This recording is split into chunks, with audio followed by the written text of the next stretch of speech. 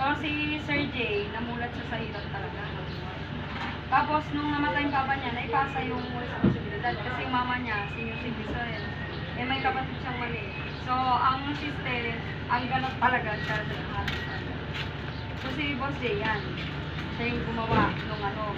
Pero, na-meet niya yung DXL dahil kay Sir Leo. Itong si Sir Leo, sa tulog rin ang nasa teacher siya doon sa DXL.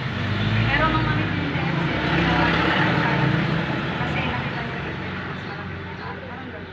So, something, nagpatayo ng bahay sa Echage, ang nangyari, etong bata na to, siya yung nagtistis ng, alam mo yung mga gagamitin, hamba-hamba. Nagpatistis siya dito kay Sir Jay. Si Sir Neo naman, hindi niya about sakitaan sa Dexen. Kasi dito sa Dexen, sabi ni Sir Neo sa kanya, dalawa kitaan. Yung una, pag nagbenta-benta ka,